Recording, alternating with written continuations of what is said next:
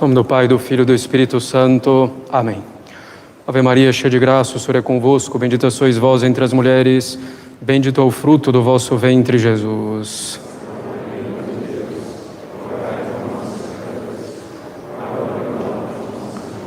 Podem sentar-se. Então, lembramos amanhã, dia 1º de janeiro de 2021, é dia de preceito, a oitava do Natal, a circuncisão do Senhor. E as missas serão os horários de domingo, 7h30 da manhã, 9h30 da manhã e às 5h da tarde. Lembrando que nós não temos mais a missa do meio-dia e ainda é necessária a inscrição para vir à missa nesses dias mais importantes. Após a Santa Missa, nós teremos a bênção do Santíssimo Sacramento com o canto do Te Deum, sexto dia também na novena do Menino Jesus de Praga. O Te Deum em ação de graças pelo ano de 2020. E a recitação pública do Te Deum na igreja tem indulgência plenária nas condições habituais, desapego de todo pecado, mesmo dos pecados veniais, confissão e comunhão alguns dias antes ou depois de cumprir a obra prescrita, que é o canto do Te Deum, e finalmente rezar nas intenções do Santo Padre, intenções fixas. Pode ser, por exemplo, um Pai Nosso e uma Ave Maria. A lojinha estará aberta também após a Santa Missa e os calendários do Instituto Bom Pastor no Brasil de 2021 estarão à venda. Meus caros católicos, estamos no último dia do ano de 2021. Foi um ano de provações, como sempre, mas de provações um pouco diferentes, bem diferentes, muitas delas. Estamos aqui nessa terra, como dizemos no Salve Rainha, em um vale de lágrimas, claro, repleto também de alegrias. A situação na Santa Igreja Católica, infelizmente, continua preocupante. Colhemos cada vez mais os frutos do modernismo que se baseia nos princípios da filosofia moderna subjetivista. O modernismo que tem a intenção de adaptar a Igreja à mentalidade dos homens da época, como se o homem fosse o centro de tudo. Nós vivemos, de fato, a época do culto do homem, da divinização do homem, do culto à liberdade sem freio, do culto à opinião própria, do culto à insubmissão, mesmo às ordens legítimas da autoridade legítima. Tudo deve ser feito para agradar a sensibilidade do homem e a sua mentalidade atual. Assim, alguns dizem que também a Igreja deve ter esse culto do homem e se adaptar ao homem, para não ficar ultrapassada. Dizem que ela deve adaptar sua doutrina, sua moral, sua liturgia, de forma que o homem seja o centro em tudo. Infelizmente, podemos perceber claramente em muitas coisas essa reviravolta, mesmo dentro da Igreja, nas mentalidades dos homens da Igreja. Em vez de fazer a cultura se centrar em Deus, preservando o que ela tem de bom, acrescentando o que lhe falta e tirando o que tem de ruim, querem que Deus seja adaptado a cada cultura como se Deus fosse mutável. Alguns querem adaptar a Igreja à esquerda, outros querem adaptá-la à direita, outros querem que a Igreja fique no meio do caminho entre os dois, mas a Igreja deve permanecer na verdade, quer agrade, quer desagrade. E são, caros católicos, a inteligência, a vontade dos homens que devem se submeter à verdade imutável ensinada pela Igreja. Nem sempre a verdade agrada à sensibilidade. E daí, não somos animais que buscam sempre o que agrada sensivelmente, somos seres dotados de inteligência e de vontade que devem buscar a verdade e o bem, ainda que desagradem em certas circunstâncias. Encontraremos, caros católicos, na verdade, no bem, no belo, espirituais, não algo que agrada momentaneamente à sensibilidade, mas encontraremos algo que nos traz a verdadeira felicidade, que é estável. Deus é a verdade e a causa de toda a verdade, Deus é o bem e causa de todo o bem. Deus é o belo e a causa de todo o belo. Deus não muda, sua revelação não muda, a doutrina católica não muda, a moral católica não muda. A liturgia católica não pode mudar, a não ser de modo orgânico e para melhor exprimir a doutrina católica. Deus é o centro, não é o homem. A Igreja guarda a sua juventude e vigor na medida em que permanece como uma rocha na doutrina e na moral de Cristo. Na medida em que utiliza meios semelhantes aos meios que tanto funcionaram ao longo dos séculos para converter as almas. Hoje, caros católicos, se buscam tantos e tantos meios de evangelização e se esquece do principal. Se esquece de pregar a doutrina de Cristo, tal como Ele a ensinou aos apóstolos, tal como a Igreja sempre nos transmitiu. A fórmula para reevangelizar os povos é simples: pregar o Evangelho, sem mutilações, sem adaptações, sem acréscimos, sem atenuações, sem querer conciliar Cristo e o mundo. Pregar o Evangelho, isto é, a doutrina da Igreja. Pregar a doutrina de sempre da Igreja, baseado em princípios, foi o que procuramos fazer ao longo de todo esse ano e, sobretudo, diante de circunstância tão particular que representou a pandemia. A pandemia começou a ter suas consequências para nós em março e continua ainda hoje, embora de modo bem mais atenuado. Veio então a restrição às missas com assistência dos fiéis. Muitos, sob o impacto, disseram que isso era contrário inteiramente à liberdade da Igreja, disseram que isso nunca tinha acontecido na história da Igreja e que era contra o direito dos fiéis. Provamos, porém, com princípios que isso era possível em razão do poder episcopal, em razão mesmo do bem espiritual dos fiéis. O culto continuou sendo prestado a Deus, pois sabemos que o valor essencial do culto e da missa, sobretudo, não depende do povo. Provamos ainda que isso já havia ocorrido historicamente com o Papa Alexandre VII e também durante a gripe espanhola. Com o Papa Alexandre VII no século XVII, durante a gripe espanhola, já no nosso século. Fomos às fontes, vimos isso na biografia de Alexandre VII, escrito por um contemporâneo seu, o cardeal Palavitino, e vimos isso nos documentos emanados pelo Papa Alexandre VII e pela comissão sanitária que ele mesmo instalou em Roma, com medidas bem duras de restrição de liberdade para as pessoas, com obrigações severas para contaminados, médicos e pessoas que tiveram contato, que haviam tido contato com contaminados, medidas rígidas quanto ao comércio e tantas outras. Vimos também nos jornais americanos como a missa com a presença de fiéis foi suspensa no tempo da gripe espanhola, sem que tenha havido qualquer contestação de princípio, como se isso fosse um erro, uma heresia ou simplesmente uma covardia. Defendemos a doutrina católica quanto a isso com toda a tranquilidade. O princípio de que é possível, por decisão do bispo, haver a suspensão temporária de missas com a presença de fiéis por uma razão séria de saúde é irrefutável do ponto de vista teológico e pastoral. Claro, essa suspensão deve ser acompanhada da garantia do sustento espiritual com a comunhão, com a confissão, com a visita aos enfermos, com as pregações, e deve durar o estritamente necessário, e na medida em que isso for bom, efetivamente. Claro, houve excessos e há excessos, houve medidas menos coerentes ou incoerentes. Evidentemente, também não cabe ao Poder Civil decretar a suspensão de missas, regular o culto feitos pelo Poder Civil. E assim ocorreu na maioria dos lugares. Atendeu-se ao decreto dos bispos e não simplesmente às determinações da autoridade civil. De nossa parte, observamos essa aplicação da doutrina católica, procurando assegurar por todos os meios o bem espiritual dos fiéis. Longas horas por dia à disposição para as confissões, disponibilidade para visitar os enfermos em qualquer condição, igreja aberta para a oração dos fiéis, administração da comunhão o quanto antes nos foi possível.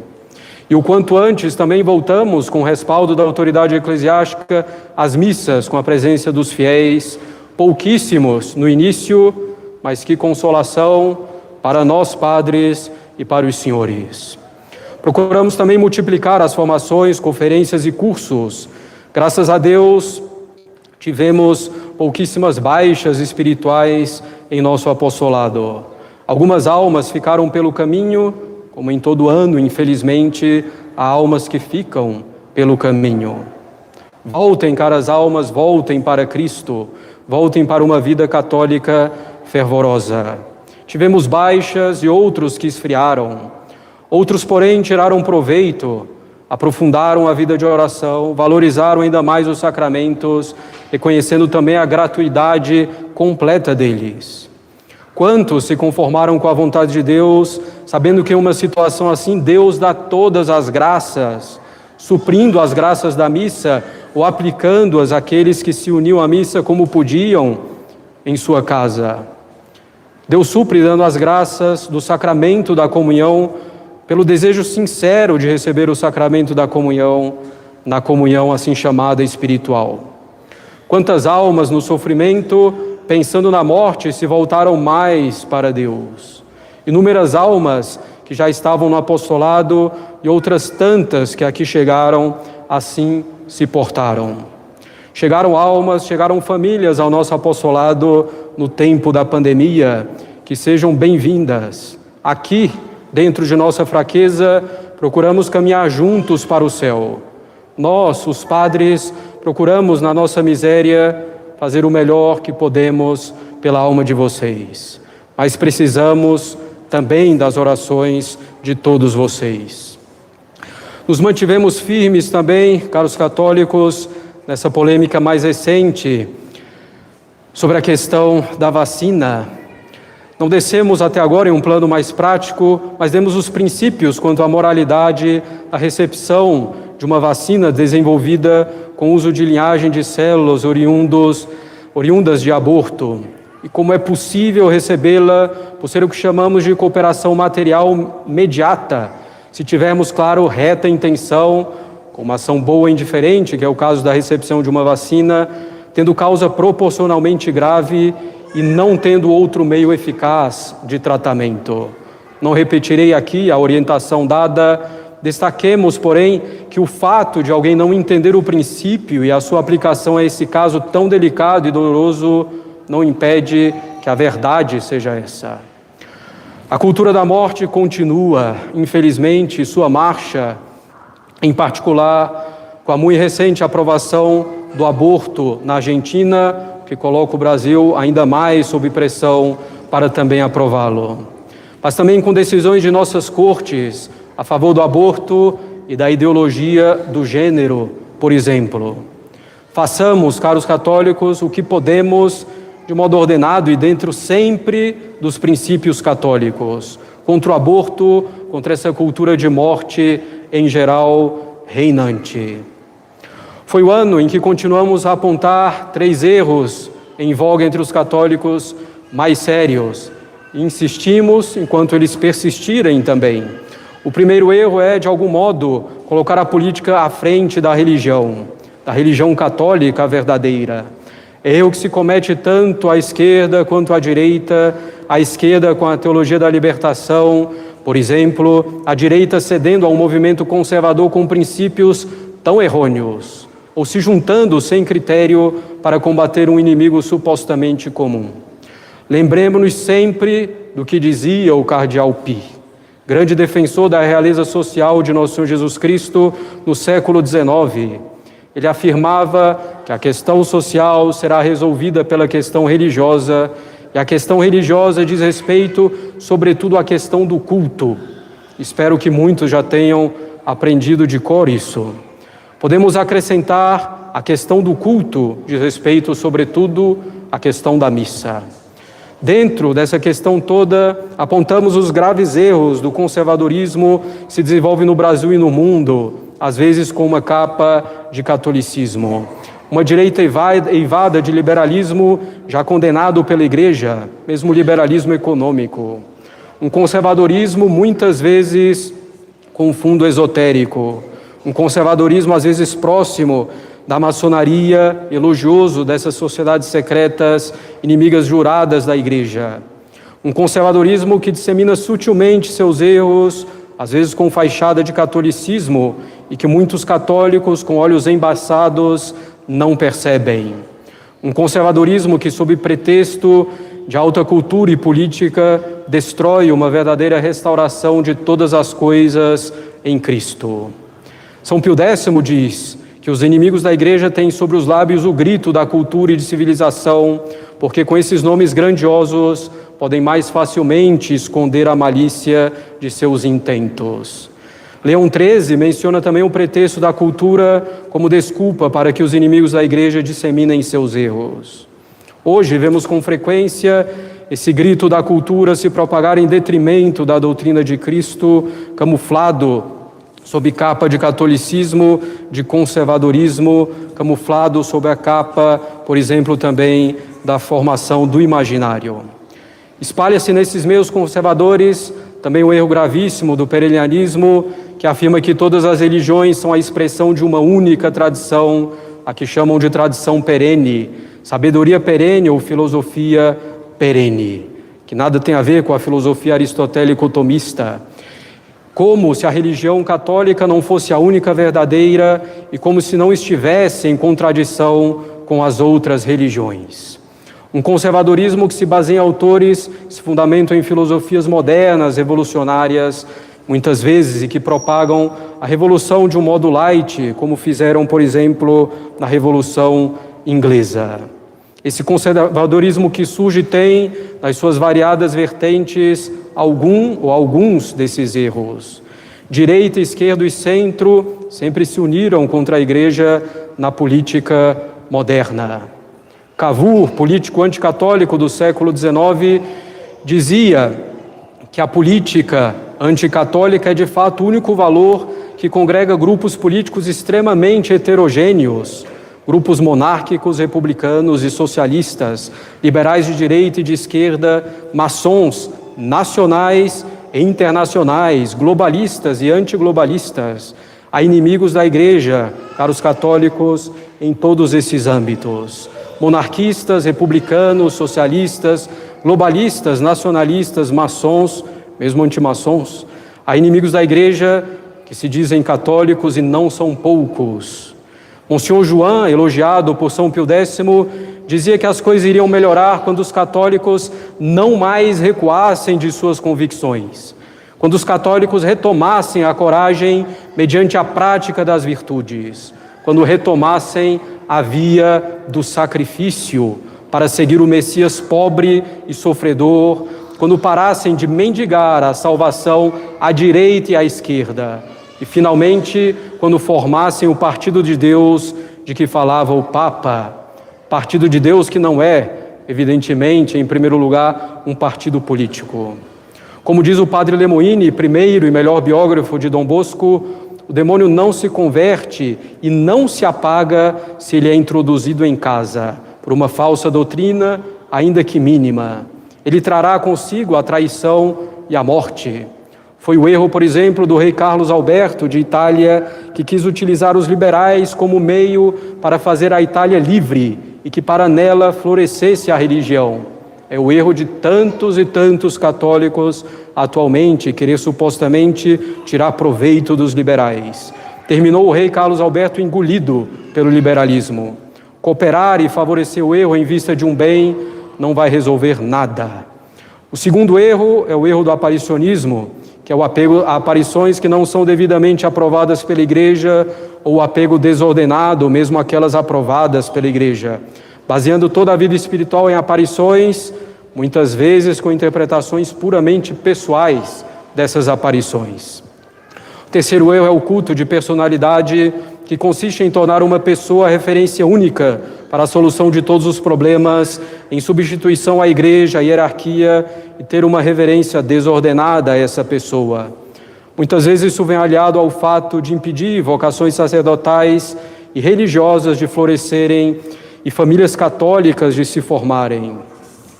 Por exemplo, enfurnando rapazes em uma casa para defender uma causa sem qualquer tutela da Igreja. Dentro desses erros, caros católicos, em particular dentro do primeiro, vimos nesse tempo o quanto somos afetados pelo liberalismo. Vimos católicos defenderem as liberdades da Declaração dos Direitos do Homem, da Revolução Francesa e da ONU como se fossem pura e simplesmente boas, considerando praticamente qualquer restrição da liberdade por parte da autoridade civil como um crime contra a liberdade. Estamos aqui longe da doutrina social católica, estamos aqui longe da defesa da boa liberdade, que é a liberdade de se mover no bem, que é a liberdade que pode ser limitada em muitos aspectos em vista de bens realmente superiores. Vimos como tantos aderem à direita global, nacionalista, com seus princípios, para criticar o globalismo, defendendo o nacionalismo que continua também ele afastado do reinado social de Cristo. E poderíamos ainda citar tantos outros erros que foram aparecendo nos meios católicos aderentes a essa direita global, mundial, conservadora, que propõe muitas vezes o nacionalismo. Vimos teorias da conspiração que encontram suas raízes muitas vezes em grupos da direita internacional, que não têm fundamento lógico e que nem de longe esses grupos e essas doutrinas seguem princípios realmente católicos. Querem apenas convulsionar a sociedade para piorá-la cada vez mais. Na maior parte das vezes, quem cai nessas teorias da conspiração entra direitinho na conspiração real que existe, que é a conspiração contra Cristo e sua Igreja. Entra em um dos polos da tese e da antítese para que saia daí uma síntese cada vez mais afastada do reinado social de nosso Senhor Jesus Cristo. Vimos também surgir em alguns meios católicos conservadores um discurso demasiadamente rígido, como no caso da restrição das missas com fiéis, como no caso da vacina, uma rigidez contrária à doutrina católica. Essa rigidez errônea não seria talvez justamente para fazer desacreditar padres que seguem a doutrina católica de sempre nesses pontos? Essa rigidez errônea não seria para desconfiança na cabeça dos fiéis, para docilidade, para que possam agir simplesmente conforme a própria cabeça formada a partir de posts de internet? A Igreja, caros católicos, não pretende ser mais rígida nem menos rígida. A Igreja ensina a verdade e o bem. A verdade e o bem não estão na maior ou na menor rigidez. Vimos de um lado o desprezo pela graça e por outro o desprezo pela natureza humana. Vimos a revolta contra a autoridade, mesmo em ordens legítimas. Lembremos, a doutrina de Nosso Senhor une a natureza humana e a graça. Vimos como as pessoas são levadas pelas paixões, pelas impressões, e como tendem a não pensar e não agir com base em princípios sólidos. Diante de tudo isso, meus caros católicos, lembremos-nos ainda uma vez, o mundo precisa de famílias católicas e de bons padres. E como insistimos algumas vezes, as duas coisas caminham conjuntamente, a família católica e o sacerdócio católico. Não pode haver restauração de tudo em Cristo sem as duas coisas trabalhando em união. Reafirmemos, caros católicos, devemos começar pelo cuidado das nossas famílias, combater o bom combate, guardar a fé e a caridade. De pouco adiantaria ser um paladino da missa tridentina, da moral católica, se com nossos pecados mortais não combatidos seriamente, cooperamos para o reino do demônio. Não é suficiente louvar a Cristo com a boca se o crucificamos com nossos pecados. É preciso amar, defender e propagar a liturgia tradicional, bem como defender e propagar na sociedade a doutrina e a moral católicas, sobretudo guardando a fé e observando os mandamentos de Cristo em todos os ambientes, em todos os nossos atos, sem respeito humano. Devemos nutrir a nossa fé e a nossa alma, não com redes sociais, nem em grupos de WhatsApp, nem com fotos de internet com uma frase atribuída a alguém ou com uma mera informação. Devemos nutrir nossa alma com os tesouros da espiritualidade e da fé católicas, os bons livros, que são nossos melhores amigos. Temos ainda, caros católicos, a expansão, ainda que pouco a pouco, com obstáculos, da missa tridentina. E com a propagação dela, propaga-se, claro, a fé católica com todo o seu vigor, com toda a sua clareza, e com a fé católica vem tantos bens, todos, naturais e sobrenaturais. A missa é o centro de tudo, já que é a renovação nos altares do sacrifício de Cristo no Calvário. Claro, o demônio vai querer minar essas iniciativas com erros que macaqueiam, que parecem a tradição católica. Portanto, com os erros do conservadorismo, com os erros do perennialismo, do ativismo sem vida de oração. Nos meios que se defendem menos bem, o ataque do inimigo será muito bem sucedido. Procuramos ainda, caros católicos, continuar combatendo o bom combate, pregando o Evangelho de modo oportuno e importuno, como diz São Paulo. Não devemos ser, porém, pessimistas, desesperados, nem otimistas ingênuos. Devemos ser realistas com esperança sobrenatural. Procuramos, ao longo do ano, favorecer seriamente a vida espiritual, a busca da santidade de cada um e a nossa própria. Fizemos ainda lá no início a jornada de casais, fizemos a quaresma com Nossa Senhora nos sermões, tivemos o curso de educação dos filhos ao longo da pandemia já, o início do curso sobre a doutrina social da Igreja, tivemos as conferências sobre José do Egito, que edificaram e divertiram muitos, tivemos as jornadas de Nossa Senhora, consagrações a Nossa Senhora, e retomamos mais ao final do ano os terços dos homens e das mulheres e a formação dos homens e mulheres solteiros. Tivemos grandes alegrias nesse ano, é evidente. Começando pelo nosso singelo apostolado, muitas crianças nasceram no apostolado. 30 batizados foram realizados, recorde absoluto. 30 pessoas nasceram para a vida da graça, mais do que em qualquer outro ano em nosso apostolado. No ano da pandemia, Deus age, meus caros católicos. Fizemos a devoção das 40 horas em reparação pelos pecados do Carnaval. Tivemos uma belíssima Semana Santa na capela, digna do céu, quanto nos é possível, com a tristeza, claro, da ausência dos fiéis. 20 crianças receberam a primeira comunhão e mais um recorde absoluto no nosso apostolado, mais uma vez no ano da pandemia. Deus age. Fizemos as aulas online para o catecismo de primeira comunhão e resolvemos deixar a Crisme, o catecismo de adultos, para o próximo ano. Recebemos com grande alegria o Padre Matias, que veio reforçar as fileiras sacerdotais do Instituto Bom Pastor em Brasília. E que graça extraordinária de ter padres praticamente a cada missa para confessar. Ter 2 missas públicas diárias, 3 missas no domingo. Nós chegamos a ter 5 missas em dado momento por causa das restrições da pandemia. Tivemos ainda 3 casamentos, 3 novas famílias que se formaram e que são esperança nossa. Mas os números nem nos interessam tanto, caros católicos, interessa-nos que se busque efetivamente a santidade.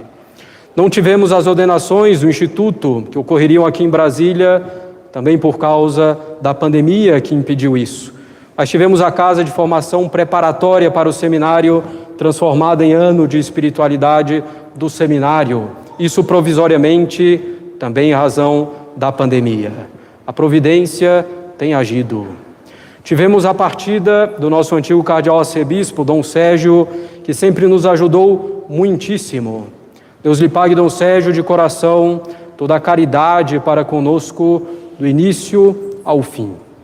Continuamos, e claro, desejamos a boa-vinda e asseguramos a Dom Paulo as nossas orações. Continuamos a favorecer a devoção das primeiras sextas-feiras, dos primeiros sábados, em reparação ao Sagrado Coração de Jesus e ao Imaculado Coração de Maria, respectivamente. Procuramos manter isso mesmo durante a pandemia, claro. Não tivemos, infelizmente, nossas tradicionais peregrinações a Dom Bosco, a Aparecida, a Trindade, mas podemos oferecer a Deus nossas penas por tantos outros meios, alguns com a doença, outros com a morte de parentes pela pandemia, por exemplo, e com as penas usuais de nossa vida. Foi um ano em que Deus e Nossa Senhora das Dores nos permitiram manter tantas coisas úteis para o progresso de cada um e das famílias. Não podemos, claro, deixar de ver as dificuldades oriundas da pandemia como fruto também do castigo de Deus pelos nossos pecados, por essa sociedade neopagã. Tenhamos, caros católicos, uma visão sobrenatural da história. E não poderia deixar de falar de nossa escola, São Francisco de Sales. Com as orações de todos, podemos começar efetivamente o nosso primeiro ano letivo. Inauguramos a escola com uma missa solene. Tivemos 1 mês e meio de aula e veio então a pandemia fechando as escolas. Com a graça de Deus, conseguimos fazer o ensino à distância, mantendo aí uma qualidade boa. Primeiro ano de escola e já uma situação assim. Deus permitiu que tirássemos muitos frutos e fizéssemos muitos ajustes necessários nesse período. Continuamos, caros católicos, insistindo para que rezem pela escola. Ela é fruto das orações de todos vocês, das contribuições dos benfeitores, dos sacrifícios de tantas pessoas. Assim que possível, voltamos em setembro às aulas presenciais com grande proveito para todos. Nesse primeiro ano, vimos como a escola pode trazer frutos para o apostolado, para as famílias, para os alunos, para os funcionários, desde a limpeza até a direção. Deus vai trabalhando a alma de cada pessoa envolvida. Com a escola, abriu-se efetivamente uma outra etapa do nosso apostolado, uma nova etapa que pode dar bastante fruto se cada um cooperar com a sua parte, rezando pela escola e se cada um mantiver um bom espírito. Temos, evidentemente, dificuldades, falhas ao longo do percurso, mas Nossa Senhora ajuda. A escola, como já dissemos, e é bom rememorar isso, pode ser ocasião para muita picuinha, intriga, desentendimentos. Todos devem se esforçar para manter o bom espírito. Evitar as intrigas e as picuinhas de um modo geral, entre nós, na nossa vida, não complicar a nossa vida sem necessidade. A escola, caros católicos, deve ser a pupila dos nossos olhos, sobretudo nos primeiros anos de sua existência, para que a edifiquemos com fundamentos sólidos. O lema de nossa escola é o lema de Dom Bosco: dá-me que animas cetera tole, dai-me as almas, tirai o resto. É isso que queremos no apostolado, consequentemente, também na escola, ganhar as almas para Deus, e com o Espírito São Francisco de Sales na escola em particular. Não queremos glória nem reconhecimento, queremos as almas fixadas em Deus. Buscaremos na escola, nas nossas dificuldades, a excelência acadêmica, claro, além da firmeza na fé, da profundidade da caridade, da prática de todas as virtudes. Procuraremos formar inteiramente essas crianças no espírito de Dom Bosco, com alegria, com bondade, com a verdadeira religião, utilizando o sistema preventivo.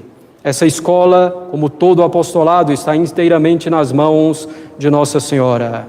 Deus não nos pede o êxito, caros católicos, Ele pede que façamos a nossa parte, que empreguemos os meios de que dispomos, naturais e sobrenaturais, e assim alcançaremos o único êxito que importa, que é a perseverança na graça. Tudo dará certo se Deus quiser. A nós cabe tentar da melhor maneira, nos colocando nas mãos da Mãe da Divina Providência. Isso estamos procurando fazer em tudo, também na escola.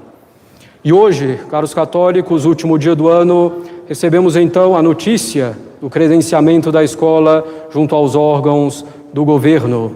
Deu graças. Rezem muito pelo nosso apostolado, disso dependem frutos duradouros dele. Quando digo nosso apostolado, não é meu, nem do Padre Pascotto, nem do Padre Matias, mas nosso realmente. Sem as orações, o apoio, a ajuda material de vocês, pouco poderíamos fazer. Se estamos ainda aquém do ideal em nosso apostolado, já demos, com a graça divina e unicamente por ela, alguns passos. E é preciso que aproveitem tudo isso, meus caros filhos, o máximo que puderem. Minha viva exortação para que participem das atividades aqui na capela, se deixem informar pela doutrina e pela espiritualidade católicas, que tenham docilidade. Procuramos, apesar de nossos defeitos, que são vários, fazer tudo para a glória de Deus e para o bem da alma de vocês, de cada um de vocês. Não percam tempo, não sejam preguiçosos no serviço a Deus, isso vale também para nós, padres. Enfatizo em particular a missa diária. A pandemia mostrou também que é possível, com um pouco de organização e de esforço, vir à missa uma ou algumas vezes durante a semana. Venham a quantas missas puderem, desde que não haja prejuízo aos deveres de Estado de cada um. Vale o esforço. Nós temos aqui um tesouro imenso com a missa. Não nos interessa comparar com outros locais ou situações, o fato é que temos um tesouro e um tesouro imenso. Nem podemos compreender o motivo pelo qual Deus confiou a nós, a cada um de nós, esse tesouro tão imenso, sabendo que somos tão miseráveis. Pouco a pouco, vamos nos acostumando e achando tudo muito normal e começamos a não dar o devido valor, a devida importância.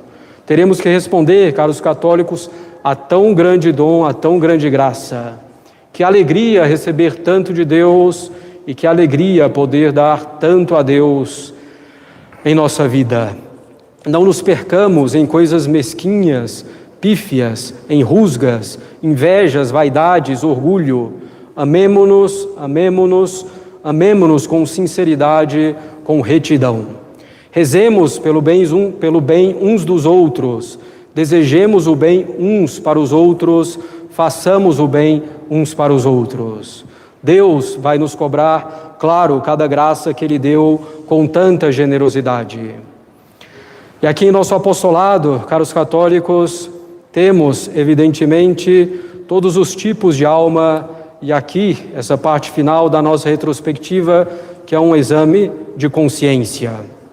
Em nosso apostolado, temos todos os tipos de alma, como na Igreja Católica como um todo. Temos os pecadores obstinados, temos os hipócritas, temos os medíocres, temos os tíbios, temos os piedosos, os fervorosos, e queremos crer, temos também almas santas. Cada um pense um pouco diante de Deus para ver se a alma está entre os obstinados, entre os hipócritas, entre os tíbios, e procuremos nos converter seriamente. Desejemos uma vida católica sempre mais fervorosa. Desejemos a santidade e caminhemos para ela pouco a pouco, aprendendo a lidar com as nossas dificuldades, melhorando com a graça de Deus, mas caminhando dia após dia, com firmeza, serenidade, com paciência com nós mesmos. Aproveitemos, caros católicos, esse próximo ano que se inicia e peçamos a Deus a fidelidade, a sua graça. Peçamos a Deus a docilidade diante dos ensinamentos de sempre da Santa Madre Igreja. Peçamos a Deus a graça de receber bem e com frequência os sacramentos. Peçamos a graça de fortalecer a nossa fé diante das tormentas. Peçamos a perseverança nos bons propósitos e a perseverança final, a perseverança até a hora da nossa morte na graça divina. Peçamos a Ele a santificação de nossas famílias, do cônjuge, dos filhos.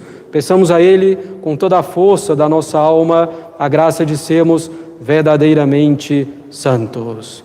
Agradeçamos a Deus pelo ano que passou, também por todas essas provações e privações, da qual podemos tirar tanto proveito com uma alma bem disposta. A todos um santo ano de 2021 e não pequemos mais. Tenhamos, caros católicos, essa disposição, auxiliados pela graça divina. Em nome do Pai, do Filho e do Espírito Santo. Amém.